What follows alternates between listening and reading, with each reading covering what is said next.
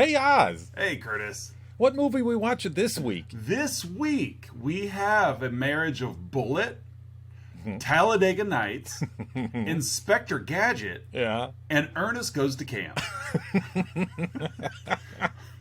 This week, we're watching Dukes of Hazzard.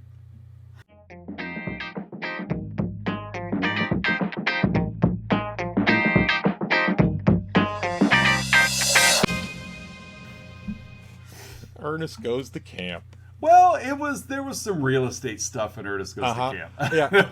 Well, as we were talking pre-show, there's a lot of movies where like the bad guy mechanism is I'm gonna get your land, or I'm gonna get your building, or I'm gonna get the teen center, and I'm gonna strip mine it, or turn this into a shopping mall, or into a golf course, or it's a lot of, and I don't know. I guess land. It's the one thing they don't make any more of, I guess. I don't know. Sure.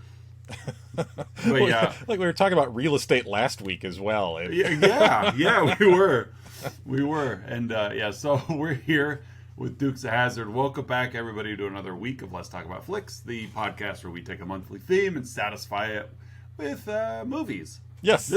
This month, some bottom of the barrel movies. As we are hitting... It's week 4, because week 4. We did 5 weeks of this to ourselves. Yes, because we don't like ourselves very much. No, not in June anyway. No, we've got week 4 of bad movies based on TV shows. This week we're covering the Duke Boys. Them Duke Boys. Bo and Luke Duke. The Dukes of Hazzard film adaptation starring John Knoxville. And Seann Scott. Jonathan Knoxville. Right. So, my movie marriage, Talladega Nights was an obvious one. Yes. Bullet I threw in there really after some of the Atlanta stuff, because I'm like, there's a lot of this street car chase. Yeah. Ernest Goes to Camp I had in there really early also. Hey, Vern! And, but I also felt I was torn of what I wanted Inspector Gadget or Ernest Goes to Camp as my punchline, because really, like, Daisy Duke does all the work in this movie. Oh yeah, she does. She was like, so that's why I was like, Penny was like that in Inspector Gadget. Always bailing out the dumb guy. Yeah. And so that's kind of where it was. And so I'm like, we'll just throw them both in there. So that's the basis of my movie marriage. Before you get to characters, we do want to give a shout out to our Patreon subscribers, Don S., Aaron A., and Mandy K. Thank you very much for your patronage. Don's out in Washington, D.C. right now. I saw that. He's out of the nation's capital. Yeah, broke away from his family to go catch the new Indiana Jones I also movie. saw that. Dedicated man. Good for you, Don S. Dedicated to film above family, as it should be. He did get up 2 mornings in a row to go get tickets. Yes, he did. We just Don S. We just. Yes. So. So Dukes of Hazzard. Like I told you pre-show, and I even mentioned in weeks past, I did not watch a lot of television growing up. Mm-hmm. Yeah, you were a movie kid. I was a movie kid, and so never seen an episode of Dukes of Hazzard. Never saw an episode of Wild Wild West. Never saw an episode of Lost in Space. And next week's we've never seen an episode of that either. I'm not an idiot to what their cultural zeitgeist is, but so kind of going in blind here of like Dukes of Hazzard. Okay, we're in the South, and so what do we got for characters? First of all, this movie was made by the Broken Lizard comedy troupe, which is one of those facts I knew, but like I had to kind of almost remind myself of it again. First time seeing this movie. So directed by, and I always get his name. Jay. Yeah, by Jay. I'll give it a shot. Shan Raskar. I think that's right. Yeah. JC. J. The big JC. If you happen to be listening, we apologize for butchering you. Yes. So he's the director. Also reprises his character of Ramathorn from Super Troopers. Car Ramrod. along with Rabbit, and the other Broken Lizard actors are in here. Yeah, as well. I did really enjoy their cameos. Yes. Yeah, because one of them was a more extended cameo. But... Yes, yeah. Kevin Heffernan as Derek Sheevington. Yeah, had a little more of a character to him. This movie stars, as you mentioned before, as Johnny Knoxville as Luke Duke, cousin to Seann William Scott's Bo Duke. Luke is kind of the ladies' man. Bo is like the street racer. So that's their personalities. They're cousins. They're moonshiners. That's their thing. Are they good old boys? They're just good old boys. Good. I was worried. Another cousin, Daisy Duke, is also there, as you said, the brains of the operation, played by the one and only Jessica Simpson. Also, Jesse Duke is there. Uncle Jesse. I want to see this family tree because they're all cousins. So, I know. And then there's Uncle. So, yeah. So there had to be Jesse had to have at least 3 siblings? I guess 3 siblings. Yeah. Yeah. That are all apparently deceased. Yes. So Jesse runs the moonshining operation, played by Willie Nelson. Mm-hmm. Again, the Dukes of Hazzard TV show in this movie, very Southern, really embraces Southern culture. Yes. As we were talking about at the tail end of last week's episode, I mentioned how the casting in this movie really leans into that as well. You have David Koechner as Cooter Davenport, him too, the town mechanic and pal to the Dukes. We have Linda Carter, Oz, as Pauline Powers, another Broken Lizard stable actor. Mm-hmm. Linda Carter, Wonder Woman herself. We have Katie Lynn Johnson, a resident of what's the name of the county they live in? Hazzard. Hazzard County. Who went to was it University of it couldn't have been University of Georgia because it was in Atlanta. I'm going to say Georgia Tech. I'm not sure. Played by Nikki Griffin. And then we have those are kind of the good guy characters. I broke it into good guy and bad guys.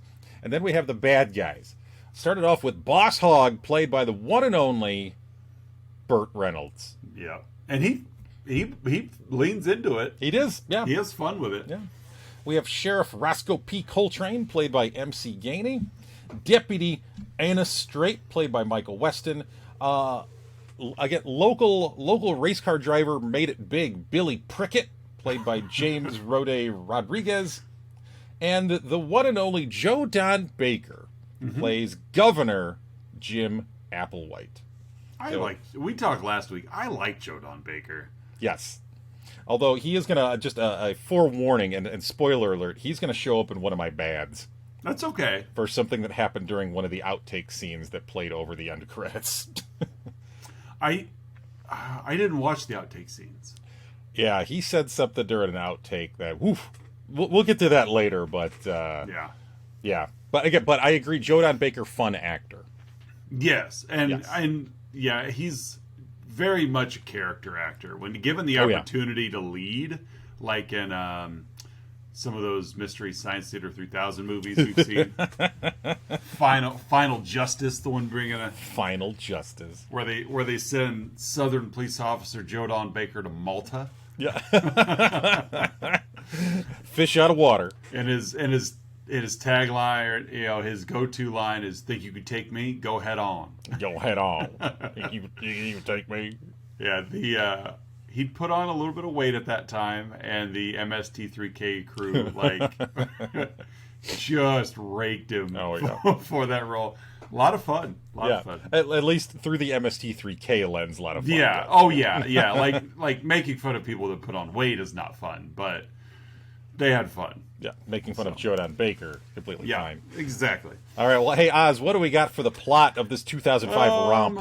Oh, boy. Razor thin. Not much of a plot to this one. Yeah, we want you to know this is a Dukes of Hazzard movie. Yes.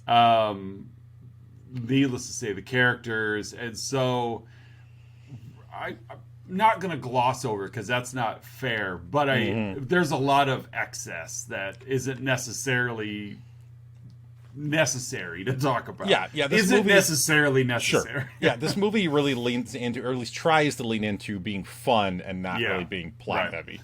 And so we meet Bo and Luke as they're running moonshine for Uncle Jesse. They pull up in front of this big plantation home because every house in the South is a plantation home. I love how Bo's listening to a book on tape, the Al Unser Jr. story. I know, I got to kick it. It's narrated by Lawrence Fishburne. Because he's got all the Unsers. Yeah. And, so they pull up in front of a house, and this is where we really kind of meet their characters. Bo's driving, like you said, book on tape, listening about driving. He's all about driving. Luke's going to go deliver the moonshine, and Dad's not home. So then magically Dad is home, and it turns into, a Grand Prix off-road running. It's just... Well, Dad's daughter was home, we'll say. Yeah, Dad's daughter was home. Uh-huh. So Luke and the daughter were doing their thing, and but this is what Luke. This is just who Luke is. Like, he likes women. Bo does also, but he's got his eyes fixed on, what was their name? You said Katie Lynn Johnson. Right. I would have prefaced, because as I mentioned to you pre-show, going on vacation next week. So I have 4 podcast episodes to record today, which means this was the first movie I finished, and I've watched 3 other podcast movies since. Yep. So with that being said, a little fuzzy. And so they get into a race, and we meet. We're introduced to the General Lee. General Lee version 1. Yes, yeah, V1. Bo has won this local road rally race 4 years in a row, the same number of years Billy Prickett won. And so this would be, that's kind of subplot A or whatever. Plots being a very loose construct. And so, the dad and whatever this girl's name at the beginning of the movie that Luke is being with, they get into a chase, and they're shooting guns, and it's just it gives us an opportunity for the General Lee to jump a bridge, so that we could get to the title. That's really all it is. So, but really the main driver of the movie is Boss Hogg, Jefferson Davis Hogg. He's your typical bad guy. He owns the police. He's just as much in Roadhouse. That's exactly where I was going to go with it. He's the bad guy from Roadhouse. Yeah, he's your Brad Wesley in Roadhouse. That's right, Brad Wesley. Except he doesn't own a car dealership. Yeah. And in this movie, the Dukes run moonshine, but in Roadhouse, it's like Brad Wesley controls the liquor. But he's basically Brad Wesley. Yeah. And Burt Reynolds is having a blast in this role. Yeah, he is. Like, he's... he white suit head to toe. Oh yeah, he's back in his wheelhouse, his 70s wheelhouse. And he's just got all these plans, and while this particular plan is what they're going with here, it's like he's had several plans in the past that because he just wants to take over Hazzard County. He is the county commissioner. And so we find the Duke boys. They escape, not before the dad gets killed driving. It's like, because they're good old boys. Just a good old boy. They find themselves at a bar, and who's there? They pull into this bar, and Billy Prickett's crew is there. This famous stock car driver. Back in town for the rally. He's got to run this race because there's no way Bobo could take his 5th win in a row. And so we don't know Boss Hogg's plan yet, but he's up to no good. Yeah, everybody knows that Uncle Jesse runs moonshine, but they can never get him on it. Yeah. So Sheriff Roscoe P. Coltrane, which is a great name. It is, yeah. he goes out to the Duke farm and plants fake moonshine still in the barn. Yeah, because they can't find their real still. Yeah. So they bring a fake one. Yeah. Right. Yeah. And so, that's going on while the Duke boys are at the bar. Daisy works at the bar, so we meet Daisy, played by the aforementioned Jessica Simpson, which I will say, one thing that JC did well in this movie is he understood the limitations of the acting ability of people. Yes. And gave them just enough to be competent. Willie Nelson is not a good actor, but he gave Willie Nelson just enough to do that he was an important character, but he without didn't overexposing him. He didn't kill the film. And I'm going to say the same thing for Jessica Simpson. In no way, I don't think she could be confused with an accomplished actress. She's no Meryl Streep. but I will say she wasn't horrible in this movie. Yeah, I would agree. Again, she wasn't good. Don't get me wrong. No, but she wasn't like just god awful. No, not at all. And so so kudos to you, Jessica Simpson. Clearly, you were brought in to be the eye candy, but you do have enough competent acting skills with the role that you were given that it was okay. Like, when it was just her as the main protagonist in a scene, it didn't come to a screeching halt. It was okay. Because they kept those moments brief. They did, because again, they understood, let's Yeah. Well, we'll pinch hit here for an inning, and we'll be okay. I was reading the trivia that I think the producers wanted to give this role to Britney Spears. Yeah, I saw that too. That would have been disastrous. Yeah, and I think the female physique they were going for in a Daisy Duke wasn't there for Britney Spears. No offense, Miss Spears, but I just think Jessica Simpson was built the way they were looking for. It's at the same time, how many times are you just going to put her in a bikini? Come on, guys. Yeah. At a couple points in the film, she's literally wearing a bikini. Not just the Daisy Duke short shorts and a crop top. Literally in a bikini. With a jacket on, takes the jacket off to get what she wants. Uh-huh. Which really is just for positive. I mean, it's not like she's, doing things with people she shouldn't be. She understands she's got the goods and she's going to use it to get what she wants. Yeah. And so, they plant, back to the bar. We've got, we meet Daisy Duke. Mm-hmm. One of the drivers, makes a mistake of over-sexualizing her. Yeah. And she could defend herself because she's got 17-inch high heels on, and yes, she could, so we've met the Duke trio, Bo, Luke, and Daisy. We now know really quickly who they are. Bo's a driver, Luke's a ladies' man, and Daisy is femme fatale. She can, defend herself.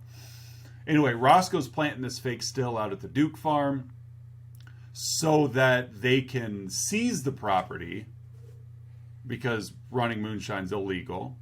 And can allow you to seize property. Yep. That's all you gotta do. Yep. So eminent domain, Boss Hogg and the county now owns the Duke farm. So they gotta go. So the Dukes have to go live with Pauline. This is where Pauline tells the Dukes that Roscoe seized another farm on charges. This is a pattern going on. So Bo and Luke, who in this car chase at the beginning of the movie ended up trashing the General Lee into some construction equipment, they go to investigate that construction site, and they find a map on the wall clearly detailing and marked out. Yep. Thankfully, because there's no way I could have figured it out. The old evil plans in the construction trailer. Yeah, leaving them right there on the wall, and they're named Duke Farm, and with dollar signs. Yeah, on it. Exactly. And so it's the plot is, or the plan is, they're going to seize all this land for something. Yes. They don't know what yet. But they also find a safe at the construction site, and they're pretty sure that this safe has all of Boss Hogg's secrets. Mm-hmm. And this otherwise, is where otherwise, why would you have a safe there? Right. That's the only reason, is to hide your secrets. And secrets. So after trashing the General Lee, they take that to Champ Kind to get fixed. Champ Kind. What was his... Whammy!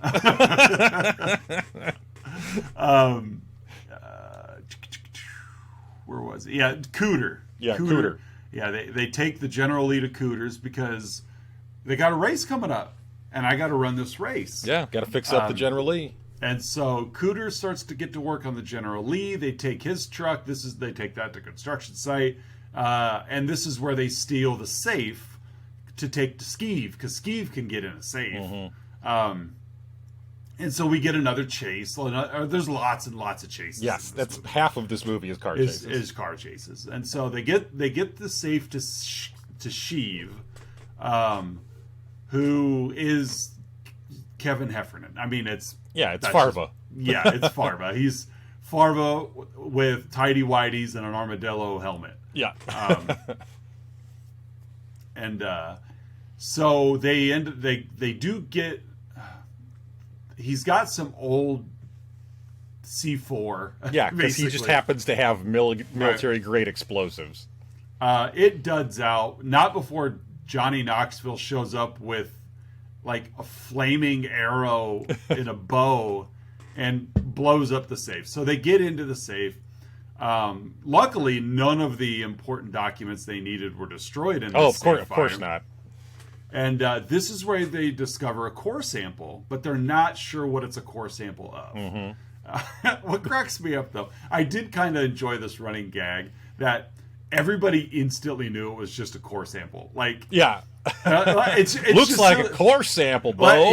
Like they pull it out of the safe, and honestly, I didn't have any idea what it was. No, I didn't either. But they look at it and like, well, it looks like a core sample. It's like, that looks like a core sample from the old Jensen place. But it's like every person they showed it to was like, oh, that's a core sample. That's a core sample. I don't know if that was just like lazy writing or a very like meta joke, or if they were just leaning into it. That's a core sample right there. and so it's just everything is. It's like I could have put Super Mario Brothers in this movie marriage, because I feel like every level, then your princess is in another castle. Like. Yeah. Every scene has something that ends it, that takes us into the next scene to continue our journey. Yes. So to deduce the core samples, that's where they have to go to Atlanta. Yeah, we have to go to Atlanta. And this was, like I said pre-show, this was an unnecessarily long scene. Yes. But I do think it was fun, not funny. I thought it was fun how they demonstrated, okay, let's take the Dukes, and Cooter's got the General Lee done now. Mm-hmm. And he's put a Hemi in it. Yep. And he's put a new horn in it. But he didn't fix the doors. And so Bo and Luke now have to enter and exit out the window at all times, which means the windows can never be rolled up. Yeah. And so he's worked out a deal that, hey, you could pay me when you win the race. Okay. The Dukes go to Atlanta, not before we get a fun scene on the freeway, because, of course, they've got the Confederate flag painted on the top of the General Lee. Yep. And it was kind of a fun scene, because we're going to Atlanta. Well, I've been through Atlanta traffic, and that's exactly what it's like. It is a deadlock all the time. And so you've got... you got soccer moms and truck drivers and African Americans, and everybody is, it's like everybody has a comment, everybody has an opinion. Yeah, on the Confederate flag. And nobody is afraid to share it either. Like, but it was fun and poignant, because Yeah. Obviously, it is, a very sensitive subject. But you take the Duke boys out of like backwoods Georgia and put them into, the very liberal-minded Atlanta, metropolis. You got some comments where it's a point of Southern pride and heritage, Yeah, exactly. and you got others where it's a symbol of hate. Yeah, and so that was. I'm glad that scene didn't go on very long. Yeah, that could have got old fast, but yeah, but it went on long enough to make its point that it's like, look, we know we are retrofitting Dukes of Hazzard into today, but we also know what everything stands for. In Hazzard County, no one batted an eye. Yeah. But let's go up the road to Atlanta. Big deal. And so yeah, the Dukes they're going to Atlanta for two purposes. We're gonna go. We got to take this to the geology lab. Because they just know. And Katie Lynn Johnson's there. Yes. And this is someone who, she's the Freda Felcher of our story. Freda Felcher. Where Bo it's like the only girl Bo is interested in. Yeah, and every time he talks to her, he passes out. And, but she clearly has a history with Luke. Yes. A very physical history with Luke. Kind of a fun little gag where, like, they walk right into a sorority house, and every room they go into just leans into that really idiotic stereotype of what sorority houses are like. Well, yeah, this was a very kind of aughts trend as well, where, like, it's your kind of schlubby, like, dumb male characters walking around, like a sorority house or like a party setting, and there's just topless women. Yeah. By the way, the version Oz and I watched was the unrated cut. Yeah, sorry guys. The theatrical cut was PG-13. Oh yeah, so they all just had their hands over them.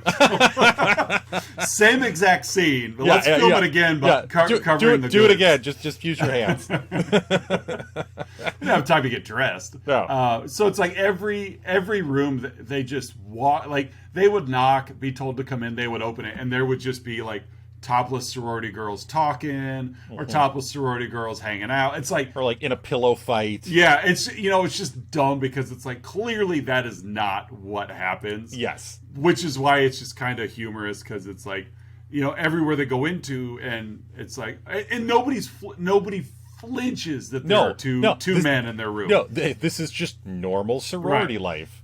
But they also like don't over sexualize it either. Like there's no like big group brouhaha or whatever. It's just like, oh, she's down the hall. Oh, she's over in that room. Oh, it's like, try so and so's room. Yeah, like I'm topless and I'm here with my topless friends and we're just doing fun stuff and it's okay that you're a guy. Like, and so she's in the shower. So even it didn't get mentioned at all, but it was just there that like Katie Lynn comes out of the shower wearing a towel. And then her roommate also comes out of the shower wearing a towel, which just leans into a whole, like, nobody in the sorority house is even interested in guys. Yeah. But then, they see Bo and Luke, and long story short, we got Katie Lynn, we get her foreign roommate, we need a diversion so we could get to the geology lab. They get to the geology building, the science building, and there's some sort of, like, job fair. So we get this really kind of groaning, let's steal the lab coats of these two Japanese scientists, and this is who we are now. And we trick the obvious, like, college level science guy. I'm guessing like a grad student or something. Yeah, that's what I got the vibe too. He was probably like a grad student, but nope, the Dukes can still outsmart him. I will say the grad student was the same actor who was the Dimpusburger guy from Super Troopers. Oh yeah, that's why he looked familiar. Yeah, it's a liter of cola. Yeah, don't spit in that burger. It's for a cop. Do we have liter cola? Yeah, just order a large farva. I don't want a large farva. I want a liter of cola. And so, but yeah, like they take this core sample out and show it to the kid, and he's like, "Well, that's a core sample." Yeah. And he runs some tests, and it's coal. Mm-hmm. And so this is where they figure out that Boss Hogg is trying to take over this certain area of the county because talking to this guy, he's like, oh, he's going to turn it into a strip coal mine. Yep. What does that look like? Well, of course, luckily the guy's, got pictures pulled up already of what a coal mine will do. It's just his desktop image. Exactly. Some people have pictures of their kids or pictures of their hobbies. He has pictures of a strip mine. And so they, I glossed over it. They do get pulled over by Ramathorn and Rabbit as like university police officers. Yep. On their like golf cart. But they do get arrested before they can return to Hazzard County. They're thrown in jail. Boss Hogg comes to visit them, and this is our exposition. Like, this is where, in case you missed the very obvious plot points, this is where Boss Hogg just says, "This is what I'm going to do to your farm, boys." Tells the audience, right. May as well have just looked at the camera and winked at it. This is what I'm going to do. But he also is going to play by the rules. So there's going to be a public vote on turning everything into a strip mine that just happens to be at the same time as the road rally. Yep. And with Billy Prickett back, he's going to be the distraction. Everybody wants to go see Billy and Bo run. Who's going to be the first 5-time winner? And so, so they get transferred for some reason. Yeah, in just the back of a squad car. Yep. Daisy shows up in her bikini with car troubles. They never showed how the Duke boys got out of the car. I would have liked to seen that. Yeah. that was definitely a potential right there. Yeah, they just suddenly they end up in the back of Daisy's vehicle. I'm like, how'd you get out of that cop car? Yeah, and their cuffs are off. Yeah, they're whoa, magic. Them Duke boys. They're illusions, Michael. And so, let's see. They escape from the police. There's another chase. Whatever. Big chase scene. Yeah. They get home. This is where everything's coming to a culmination here. Yeah. Boss Hogg and Roscoe have taken Uncle Jesse and Pauline hostage. They head to the farmhouse. There's all kinds of state troopers set up all over the place. Yeah, there's cops everywhere. Everywhere. So AC/DC's playing. Yeah. So Daisy and Cooter, they go and rescue Jesse and Pauline. They drop the college girls off with Sheev. Like, you guys got to go to the rally, which I don't know. I really like the Sheev character. Like, it's so stupid. Yeah. But he does it so well. Like, the girls go with Sheev to the rally. He's got a bullhorn on. He's got an armadillo on his head. He's still in his, like, underwear. And he's like, and it's like, instead of just getting through the very clear-cut message of Boss Hogg is trying to steal our land, there's a public hearing, we need to get to the courthouse now, he drenches it all in this conspiracy. Well, and he's the town conspiracy theorist. Yeah. Nobody ever takes him seriously. I know, but it was just funny because it's like, I don't even have it in front of me what he was saying, but just the way the verbiage he was using was so thick with this, like, they're going to take over our minds and and so everyone just kind of laughs at him. They're throwing beers and hot dogs at him. Before he runs off, he bends down and picks them up. Takes a bite out of it. Well, you don't want to pass that up. No. And so Bo leaves for the rally. He's late to the rally, but he's got the General Lee, which has a Hemi now. Yeah, of course it does. So Luke and Jesse team up. They're gonna basically throw off the police. Then we get the 5 minutes or so of race where Bo starts the race way after everybody else starts the race, and now magically is in second place. Well, it's like Star Wars Episode 1 with the pod racing. The pod racers, or Wreck-It Ralph. It's like the glitch, whatever her name is, just Penelope von Schweetz ends up just boom, there she is, second place. As opposed to from Blazing Saddles, Lily von Stoop. Exactly. Don't confuse those two. No, a couple minor differences there. They're both so tired, though. They are. Sick and tired of love. And so we get a photo finish between Bo and Billy.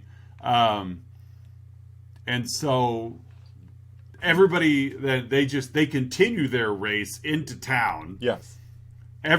All the townsfolk decide to follow them because the race is over. Let's get out of here immediately. Yeah. And so everybody shows up at the courthouse just as the judge is about to draw, because like Roscoe's the only one there. Mm-hmm. So technically it was a public hearing. Yep. Had his feet up on the table the whole time. Yep. Well, I don't know where everybody is. And so, everybody shows up. They vote down the proposal. The governor's there because he was there with at the race. Yes. So Boss Hogg attempts to have him locked up. Daisy flashes her daisies. Uh-huh. Gets the governor to pardon everybody because the TV's there as well. Yes. So he's a hero on camera. The governor. Yeah. Governor Jodan Baker. Exactly. And then movie ends with they got out of this jam, the Duke boys. And them Duke boys. And so, there's a big cookout at the Duke's house, and everyone's celebrating and having a good old time. And that's Dukes of Hazzard. That's Dukes of Hazzard. Yeah, I feel like I was everywhere, like all over the place, but that's kind of how the movie was. There was about 3 different plot threads running through the whole thing that just kind of had intersections at times. And, oh well. Yeah. It makes me think, having not seen an episode of Dukes of Hazzard, I'm like, is this how every episode of Dukes of Hazzard was? I know a lot of people, one of the reasons why people didn't like the Dukes of Hazzard movie was because it was a lot more crass than the Dukes of Hazzard show. I could see the show just being real sweet. And just kind of silly. Yeah. But this movie it wasn't more serious, but it just, it had a more crass tone, and one of the reasons why people didn't like it. Well, hey folks, at this point in the show, Oz and I each give our own unique rating to the film in question, in this case 2005's comedy classic Dukes of Hazzard. Oz, how would you rate this flick? I'm going to give this 4 pairs of Daisy Dukes. 4 pairs? Okay. Yeah, 4 pairs of Daisy Dukes. All right. How about you? I'm going to go with a dozen broken bottles of moonshine.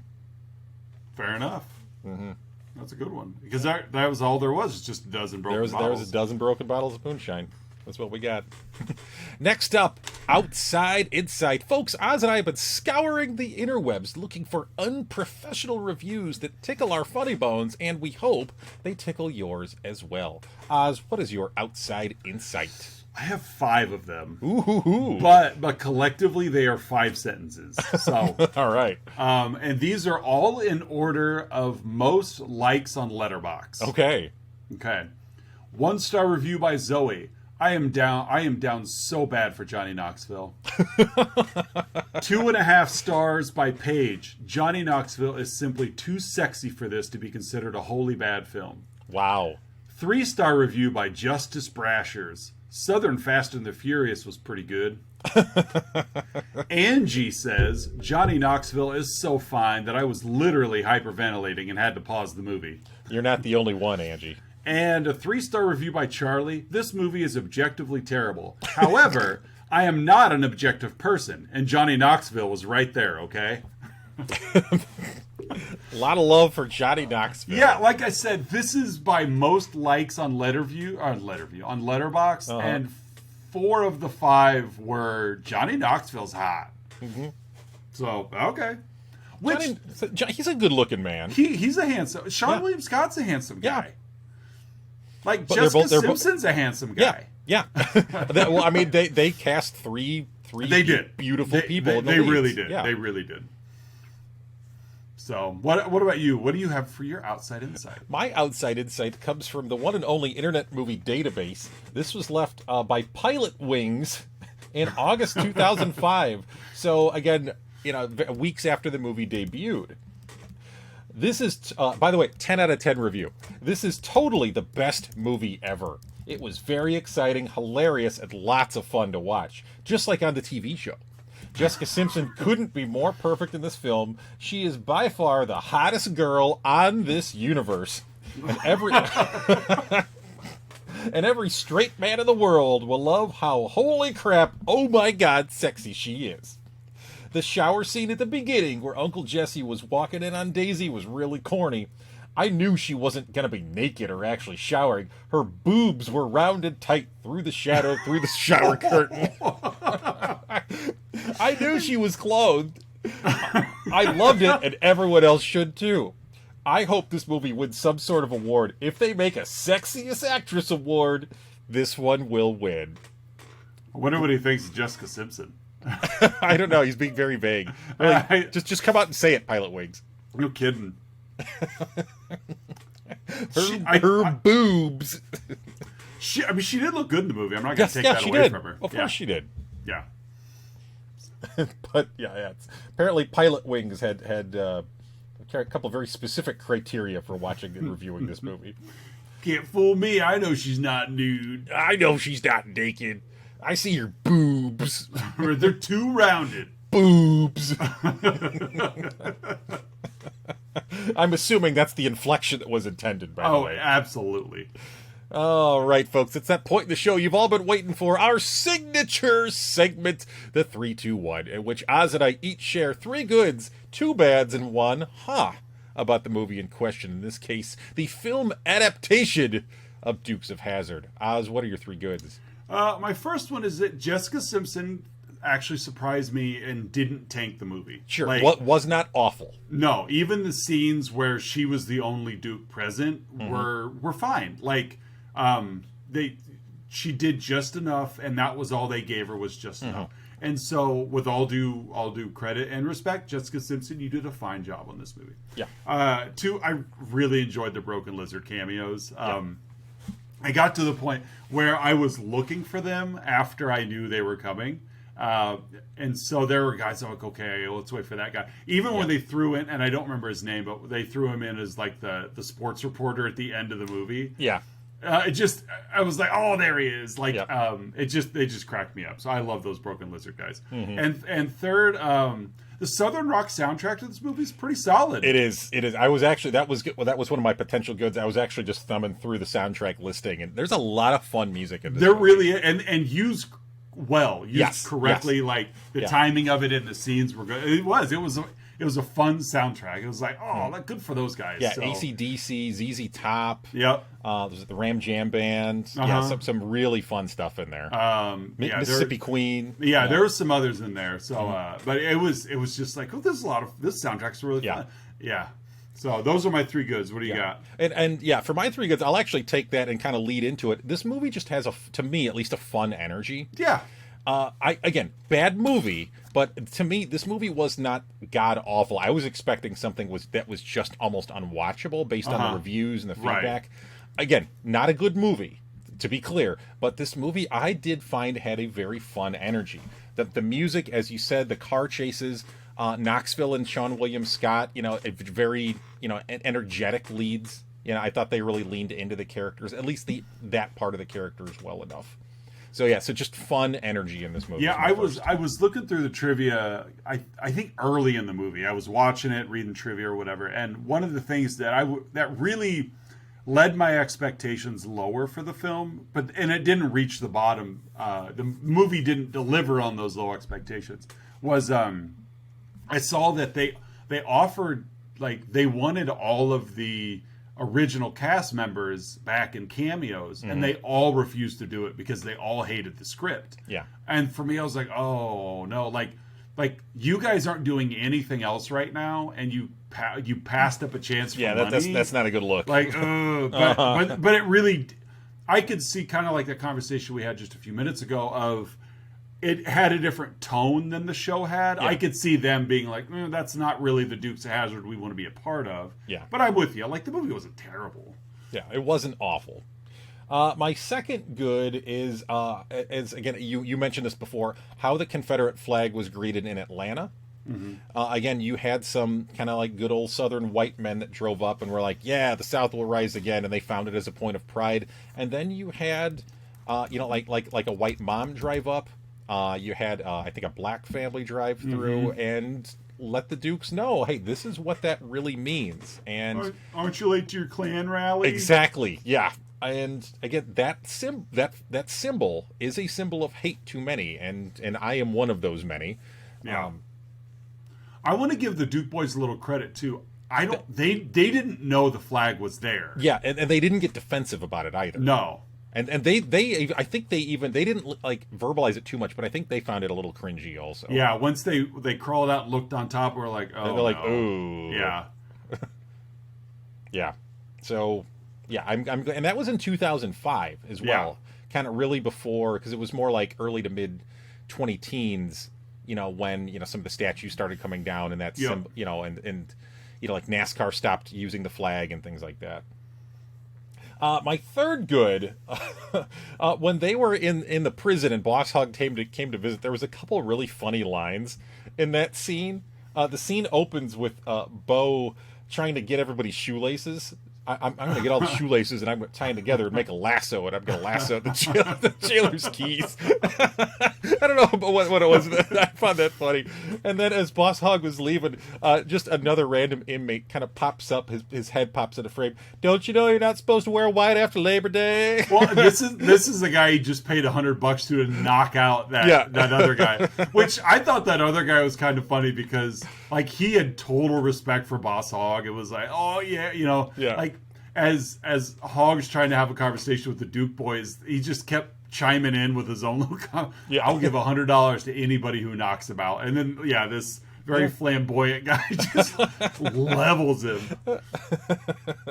So those are my three goods. Oz, what are your two bads for Dukes of Hazzard? There were several instances where I thought Seann William Scott had it overcranked a little bit.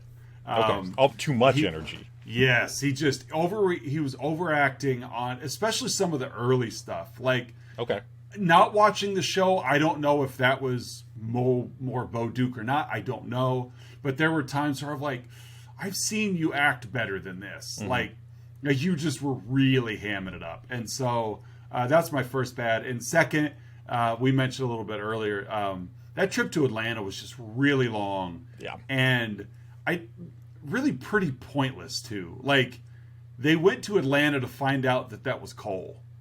Yeah, that's really the only reason they that's went. What it was. Yeah.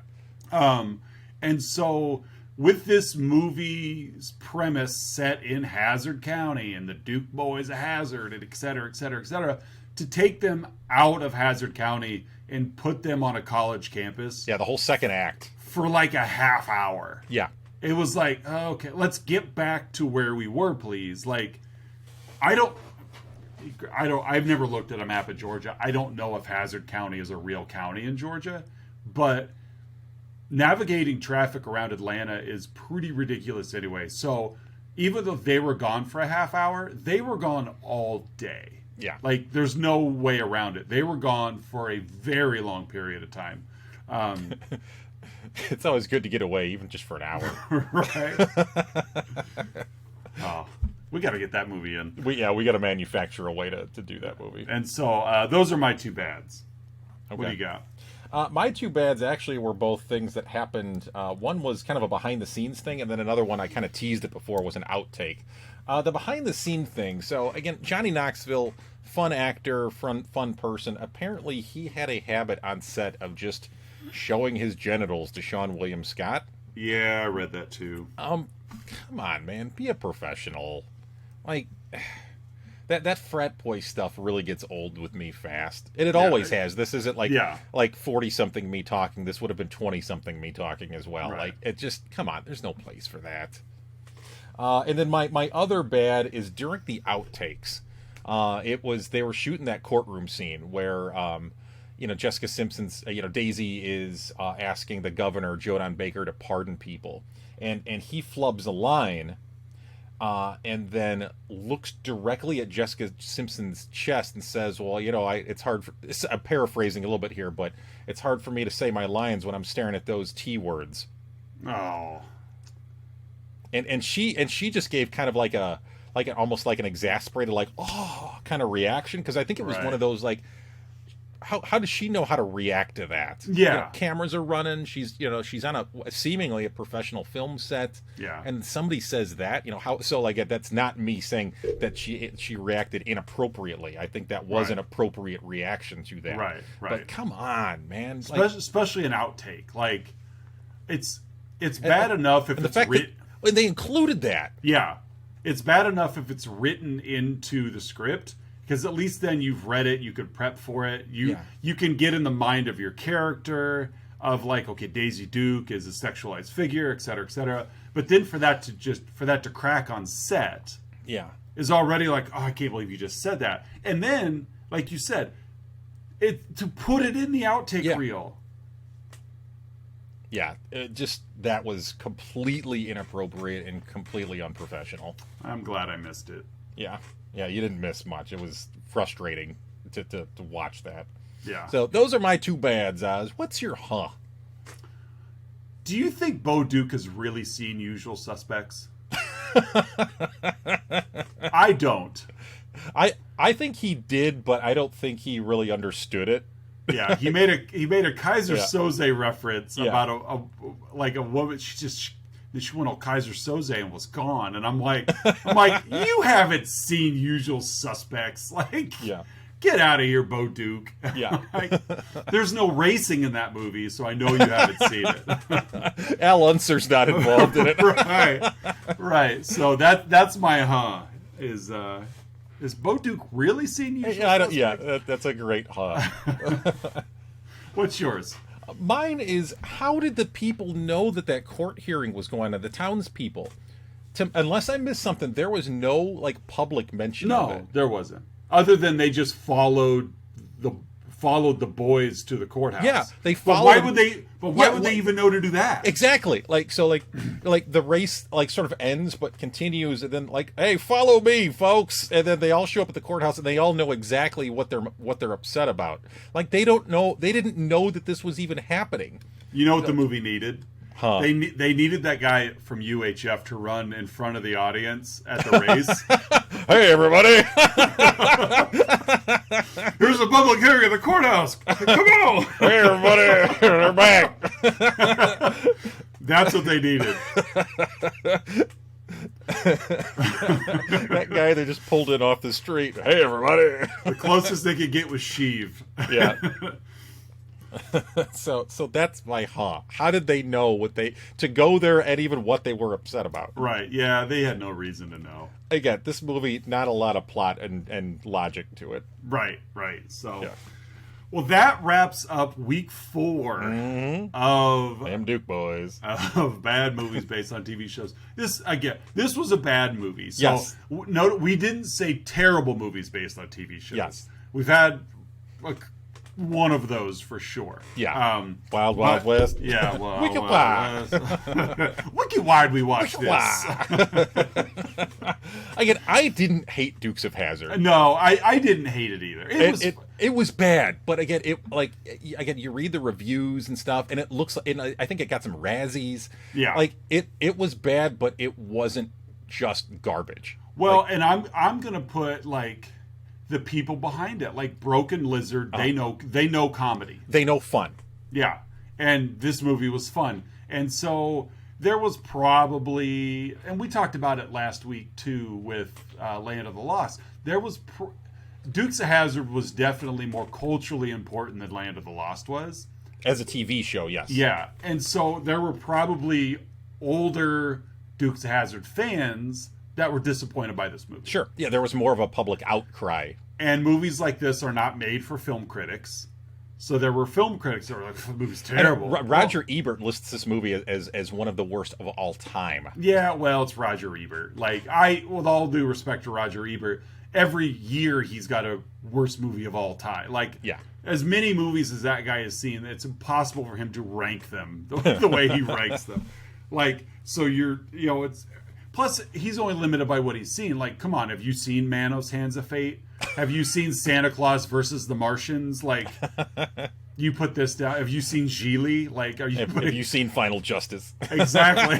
Have you seen Soul Taker? Like, you can't do that. But oh well. Soul Taker. I do love that. I love that episode of MST3K. Where you see my Billy Squire tape? A nice big backyard, plenty of room to rock.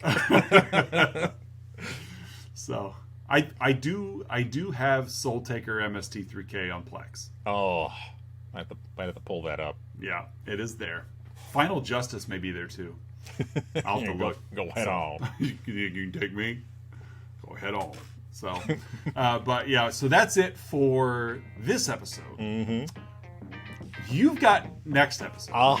This was a 5-week month, so we really punished ourselves by picking this theme during a 5-week month. So we're going to conclude bad movies based on TV shows with next week's episode, 2017's Baywatch. The Dwayne "The Rock" Johnson vehicle. Yeah, where he plays Dwayne "The Rock" Johnson. Yes. That's basically it. Yeah, I think he gives Zac Efron the people's elbow at some point.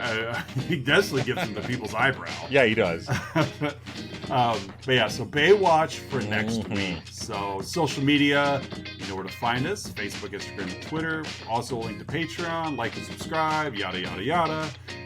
Do all those things that help us help you.